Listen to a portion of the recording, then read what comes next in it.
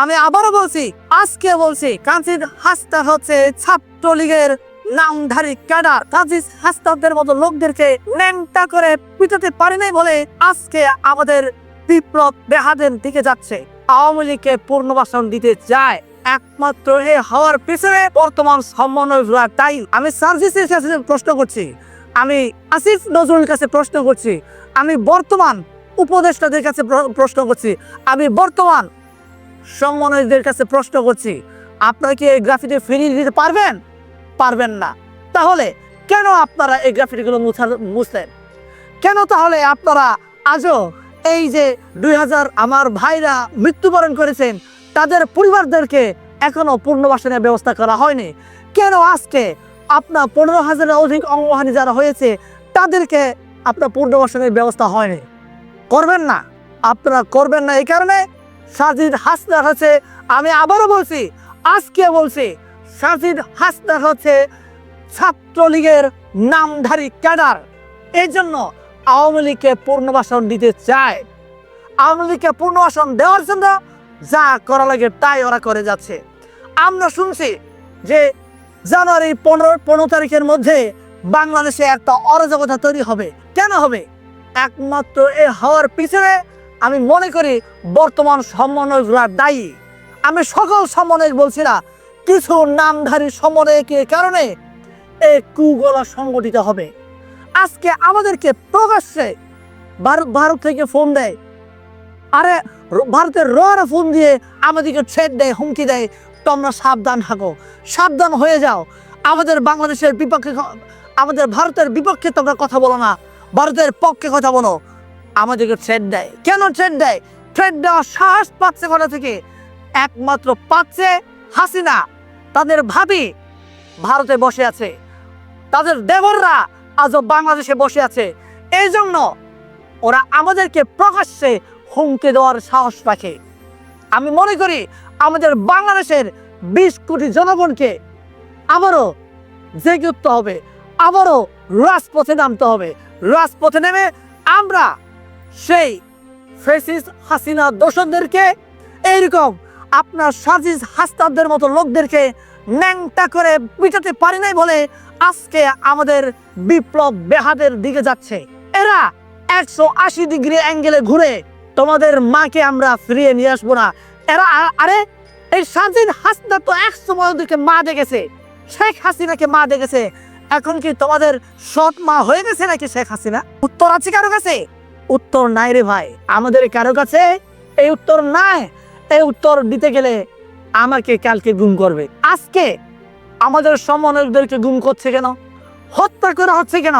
এবং আজও আমরা রাজপথে নেমে আন্দোলন, অধিকারের জন্য আন্দোলন করতে হয় কেন? আমরা তো শেখ হাসিনাকে তাড়িয়ে সকল অধিকার আমরা ফিরে পেয়েছি। তাহলে আমাকে চাইতে হবে কেন প্রেস ক্লাবে দাঁড়িয়ে? আমার চাইতে হবে কেন রাজু ভাস্কর্যে দাঁড়িয়ে? এইগুলো চাওয়া লাগছে তার কারণ আমরা আজও সেই ফ্যাসিস্ট হাসিনা দোসরদেরকে ন্যাংটা করে পিটাতে পারি নাই, ন্যাংটা করে ভারতে পাঠাতে পারি নাই। ভারতে পাঠানোর জন্য সকল বন্দোবস্ত আমাদেরকে আরেকবার করতে হবে বলে আমি মনে করছি।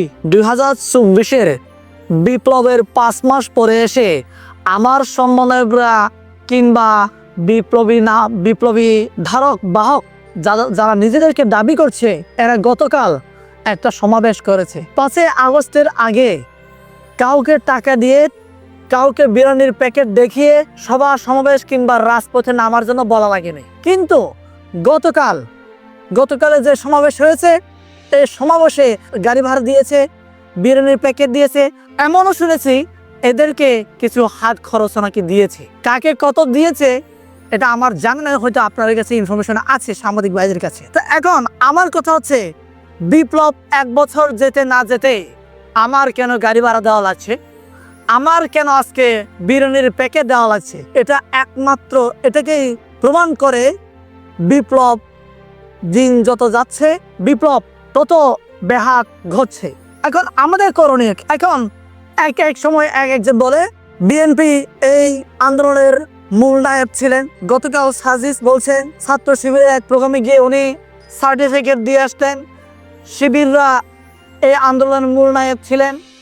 এখন এক এক সময় এক একজন এভাবে আমাদের ডক্টর ইউনূস প্রধান উপদেষ্টা এক সম্মেলনে গিয়ে আপনার মাহফুজকে মাস্টার মাইন্ড বানিয়ে প্রকাশ করে আসলেন। এই যে আমাদেরকে যে বিভ্রান্ত করছে, আমরা যে সকল জাতি ধর্ম বর্ণ নির্বিশেষে আমরা যে একসাথে কাঁধে কাঁধ মিলিয়ে আমরা যে ফ্যাসিস্ট হাসিনাকে তাড়িয়েছি ব্যাঘাত ঘটানোর জন্য, আমাদের বিপ্লবকে নস্যাৎ করার জন্য, আমি মনে করি এগুলা প্রি প্ল্যান করে আমাদেরকে বিভাজন করছে। আমাদের করণীয় কি? আমরা কি এই 2004 বিপ্লব বারবার আসে না, 71 এসেছিল, আজকে কত বছর পরে আমরা বিপ্লব পেয়েছি, 53 বছর পরে বিপ্লব ঘটিয়েছি।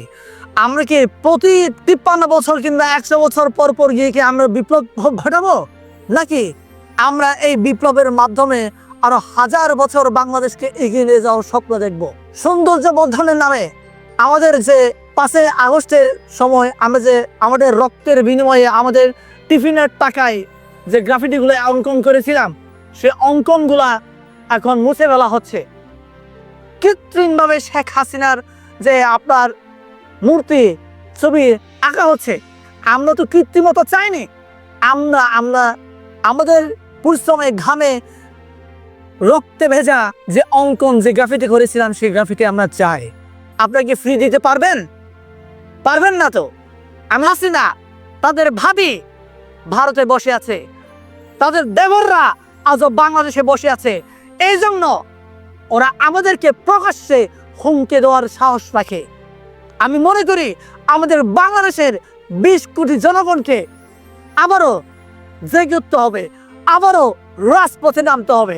রাজপথে নেমে আমরা সেই ফ্যাসিস্ট হাসিনা দোসরদেরকে, এইরকম আপনার সাজিদ হাসনাতদের মতো লোকদেরকে ন্যাংটা করে পিটাতে পারি নাই বলে আজকে আমাদের বিপ্লব বেহাদের দিকে যাচ্ছে।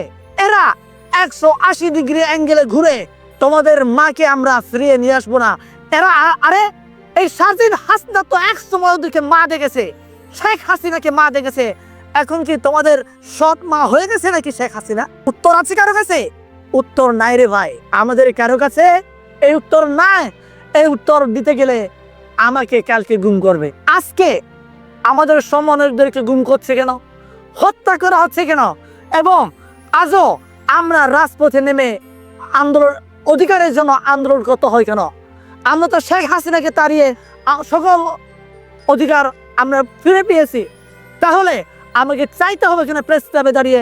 আমার চাইতে হবে কেন রাজু ভাস্কর্যে দাঁড়িয়ে? এইগুলা চাওয়া লাগছে তার কারণ আমরা আজও সেই ফ্যাসিস্ট হাসিনা দোসরদেরকে ন্যাংটা করে পিটাতে পারি নাই, ন্যাংটা করে ভারতে পাঠাতে পারি নাই।